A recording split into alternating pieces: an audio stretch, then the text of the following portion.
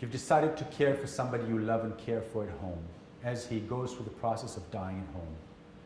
I want to share with you a few of the things that you might see and experience in this last phase of life, because the more you know, the less anxious you will be, and the more in control you will be, and hence can help that person for the better.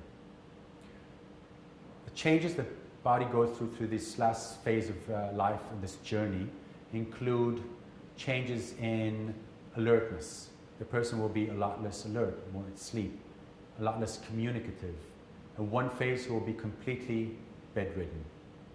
At this point, he will not need for food, for drink, and basically will need just to be felt comfortable. Nothing more, nothing less. This includes the temperature in the room and also the mood and the atmosphere in the room. Other changes that might happen is the color of the skin, some discoloration. Maybe some hematomas will appear. The rate of breathing might change from a very steady pace of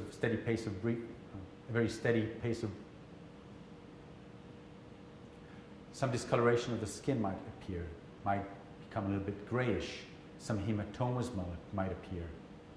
The rate of breathing might change from a very steady rate that you were used to a very fluctuating rate, sometimes very shallow and fast, and sometimes very deep and slow, and every once in a while some apnea, some stopping of the breathing for a few seconds and breathing again.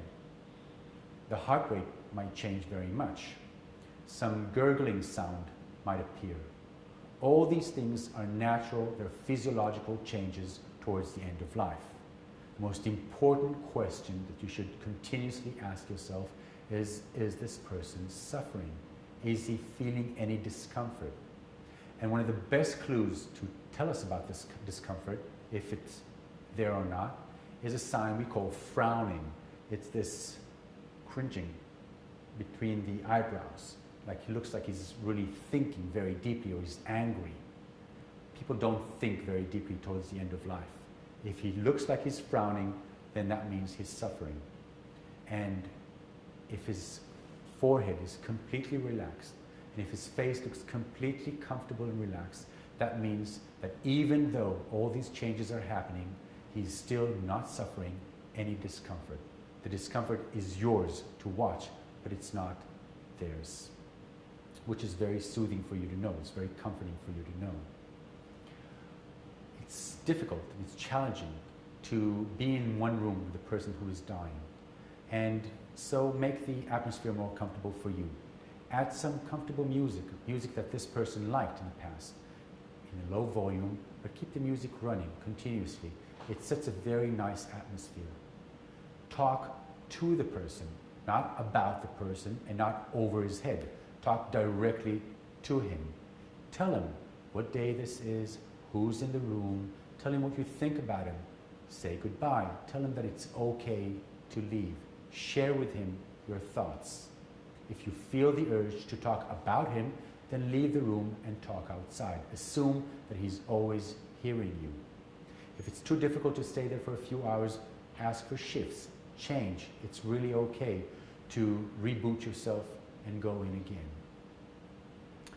Most people who die at home, as long as they are accompanied by an equipped and knowledgeable medical team, are probably supposed to die.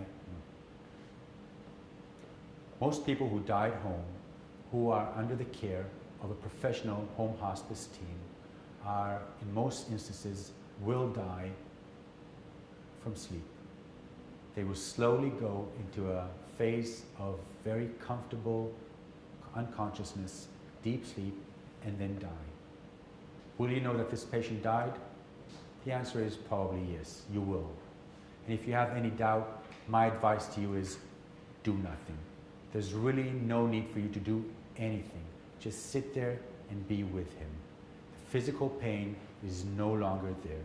It's just the intimacy of people who cared for and loved each other saying goodbye for the last time. And if you have any thoughts, and if you're not sure, call the home hospice team and then explain to you what to do next.